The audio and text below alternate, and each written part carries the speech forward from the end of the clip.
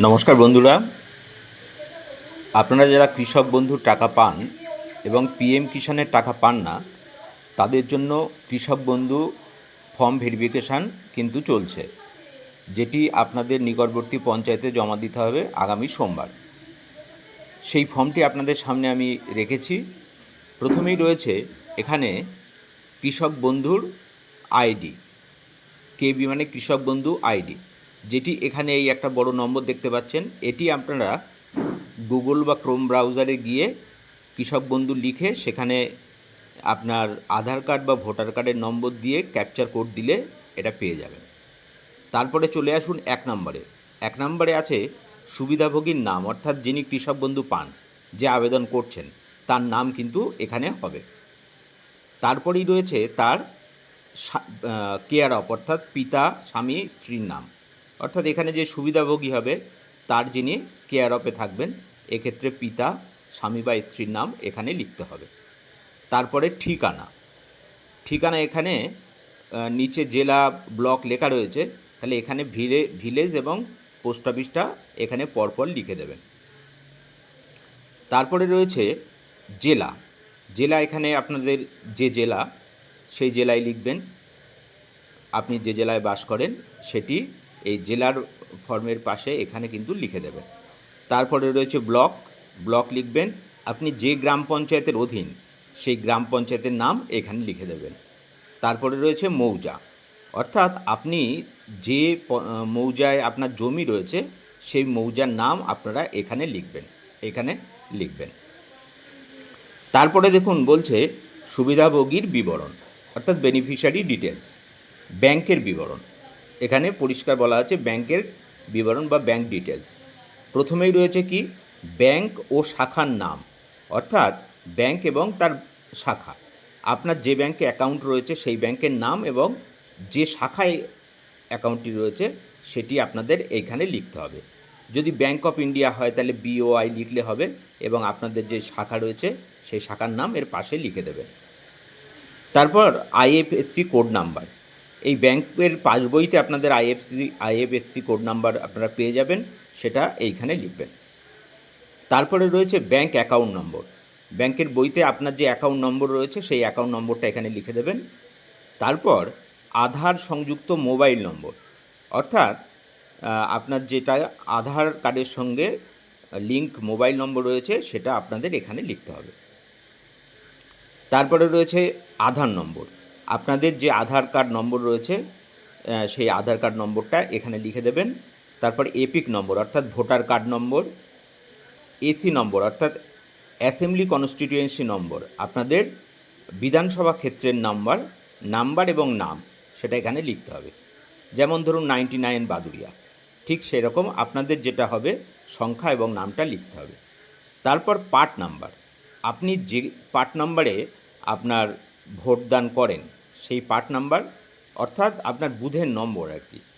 এবং তারপরে রয়েছে সিরিয়াল নম্বর, ভোটার লিস্টে আপনার নামটা যে সিরিয়ালে রয়েছে সেই সিরিয়ালটা এখানে লিখে দিতে হবে। বোঝা গেল? এটা হয়ে গেল।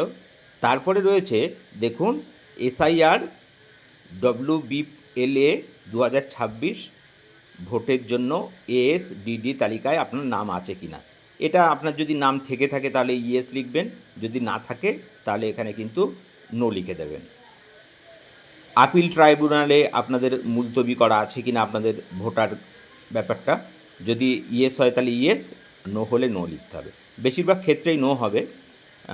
তারপর মানে এক কথায় যদি আপনারা এই 2026 সালে বিধানসভা ভোট দিয়ে থাকেন তাহলে এগুলো সবই নো হবে। এটাও নো হবে, এটা নো হবে। তারপরে CA আবেদন করেছেন কি না এটাও নো হবে। যদি আপনি CA আবেদন করে থাকেন তাহলে এক্ষেত্রে এখানে ইয়েস লিখতে হবে। তারপর PM কিষাণের সুবিধা আপনি পান কি না, অবশ্যই এটা নো হবে, তার কারণ PM কিষাণের সুবিধা যারা পায় তাদের ফর্ম ফিল আপ করতে হচ্ছে না, সেক্ষেত্রে আপনাকে এখানে নো লিখতে হবে। তারপরে রয়েছে দেখুন প্রধান পেশা, অর্থাৎ যিনি আবেদন করছেন তার পেশাটা কী। তাহলে পেশা এখানে যেহেতু চায় কৃষক বন্ধুর ব্যাপার, এখানে অবশ্যই কাল্টিভেটর বা ফার্মার কথাটি উল্লেখ করে দেবেন এখানে। তারপরে রয়েছে আপনার চাষযোগ্য জমির বিবরণ। চাষযোগ্য জমির বিবরণ আপনার এখানে দিতে হবে। প্রথমে জেএল নম্বর, আপনি যে পর্চা রয়েছে সেই পর্চাতেই আপনি জেএল নম্বর পেয়ে যাবেন, সেটা এখানে বসিয়ে দেবেন।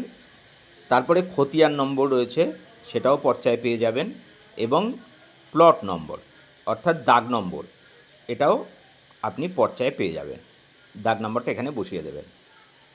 তারপর চাষযোগ্য জমির পরিমাণ, এইটা আপনারা পর্চাতে পেয়ে যাবেন। একরেই লেখা আছে আপনার ভাগের ভাগ কতটা, ঠিক সেইটা আপনি কিন্তু এখানে ওই একরেই লিখবেন, একরে লিখবেন। আমি যদি আপনাদের একটা ডেমো দেখিয়ে দিই যে সেখানে কেমন করে লেখা আছে, তাহলে আপনাদের একটু বুঝতে সুবিধা হবে। আমি একটা পর্চা আপনাদের দেখাচ্ছি, সেই পর্চায় আপনারা দেখতে পাবেন। 1 মিনিট। এই যেমন একটা পর্চা আপনারা দেখতে পাচ্ছেন, এই পর্চায় এখানে কিন্তু একরে রয়েছে 0.22 একর, অর্থাৎ 22 শতক জমি। তাহলে আপনারা ওখানটাতে এইখানে যে ফিগারটা লেখা থাকবে সেই ফিগারটা আপনাদের এই ফর্মে কোথায় লিখতে হবে আমি সেটা দেখিয়ে দিচ্ছি। এই চলে এলাম আমরা ফর্মে। এই চাষযোগ্য জমির পরিমাণ এইখানে কিন্তু যদি ওইটা হয় তাহলে এখানে ওই 0.22 শত একর এখানে লিখতে হবে। তারপরে ROR এর তারিখ, অর্থাৎ আপনার এই যেটা কিনা আপনার পর্চা, সেই পর্চাটার নিচে একটা তারিখ দেওয়া আছে, কত তারিখে পর্চাটা হয়েছে তার তারিখটা এখানে দিয়ে দেবেন। তারপরে রয়েছে জমির দখলের ধরন। জমি যদি আপনার উত্তরাধিকার সূত্রে প্রাপ্ত হয় বা কেনা হয় বা যদি হস্তান্তরযোগ্য হয় বা যেটাই হবে, যদি আপনি কিনে থাকেন তাহলে অবশ্যই পারচেজ লিখবেন। যদি আপনার যেটা আপনার ট্রান্সফার হয় ট্রান্সফার লিখবেন। যদি আপনার আলাদা হয় তাহলে আদার্স লিখবেন, যেমন ধরন তেমনটা লিখে দেবেন।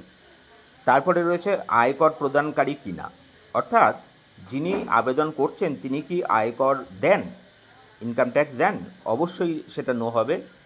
আয়কর নিশ্চিত দেন না, এখানে নো হবে।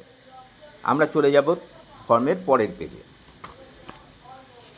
পরের পেজেই রয়েছে এখানে স্পাউস, অর্থাৎ যদি স্বামী আবেদন করেন তাহলে স্ত্রীর বিবরণ, আর যদি স্ত্রী আবেদন করেন তাহলে স্বামীর বিবরণ, স্পাউস ডিটেলস। তাহলে এখানে স্বামী বা স্ত্রীর নাম লিখতে হবে। তারপরে তার ব্যাংক ডিটেলস, তার স্বামী বা স্ত্রীর যে ব্যাংকে অ্যাকাউন্ট রয়েছে সেই ব্যাংকের নাম এবং ব্রাঞ্চের নাম। যেমন ধরুন ব্যাংক অফ ইন্ডিয়া, তাহলে BOI লিখলেন। ব্রাঞ্চের নাম ধরুন বসিরহাট, তাহলে বসিরহাট লিখলেন। IFSC কোড নাম্বার, যেটি কিনা অ্যাকাউন্ট ব্যাংক অ্যাকাউন্টেই পেয়ে যাবেন। ব্যাংক অ্যাকাউন্ট নম্বর, যেটা ব্যাংকের পাসবইতে আছে। স্ত্রীর বা স্বামীর আধার সংযুক্ত মোবাইল নম্বর, যেটা আধার কার্ডের সঙ্গে লিঙ্ক করা আছে, সেটা এখানে লিখে দিতে হবে। ঠিক একই রকমভাবে তার Aadhaar card number, EPIC number, EPIC অর্থাৎ voter card number, assembly constituency number অর্থাৎ বিধানসভা ক্ষেত্রের নম্বর, পার্ট নম্বর অর্থাৎ ভোটার লিস্ট, ভোটার তিনি যে বুথের সেই বুথের নম্বর, এবং সিরিয়াল নম্বর অর্থাৎ আপনার ভোটার লিস্টে যত নম্বরে আপনার নাম আছে সেটা লিখতে হবে। তাহলে পরপর এখানে আপনারা সেটা লিখে দেবেন। তারপরে রয়েছে KNB এর সুবিধা ভোগী কিনা, কৃষক বন্ধুর সুবিধা ভোগী কিনা। যদি কৃষক বন্ধুর সুবিধা ভোগী হয় তাহলে ইয়েস লিখবেন এখানে, আর যদি না হয় তাহলে নো লিখবেন। তারপরে এটা রয়েছে ASD কিনা, এটা নো লিখবেন। আপিল ট্রাইব্যুনালে আছে কিনা, যদি ট্রাইব্যুনালে থাকে ইয়েস, আর যদি না থাকে নো। CA এর ক্ষেত্রে আবেদন যদি করে থাকেন তাহলে ইয়েস, নইলে নো। বেশিরভাগ ক্ষেত্রেই নো হবে। PM কিষাণের সুবিধা পান কিনা স্ত্রী বা স্বামী, যদি পেয়ে থাকেন তাহলে ইয়েস, না যদি না পেয়ে থাকেন তাহলে নো। অবশ্যই বলবো সঠিক তথ্য প্রদান করুন, তথ্য গোপন করার কোনো প্রয়োজন নেই। এবং এখানে রয়েছে প্রধান পেশা, স্বামী বা স্ত্রীর প্রধান পেশা। যদি স্ত্রী হন সেক্ষেত্রে যদি সে হাউসওয়াইফ হয় তাহলে আপনারা লিখে দেবেন এরকম হাউসওয়াইফ, বা যদি অন্য কোনো প্রফেশন থাকে সেটা লিখে দেবেন। তারপরেই রয়েছে এখানে অঙ্গীকারপত্র। বাংলায় পরিষ্কার লেখা রয়েছে আপনি অঙ্গীকার করছেন সমস্ত ঘটনা বা তথ্য আপনি যেটা দিয়েছেন সেটা সঠিক, এবং এখানে রয়েছে সিগনেচার অফ দ্য বেনিফিশিয়ারি, অর্থাৎ বেনিফিশিয়ারির সিগনেচার। এখানে বেনিফিশিয়ারি অর্থাৎ যিনি আবেদন করছেন তার সই করে দিতে হবে।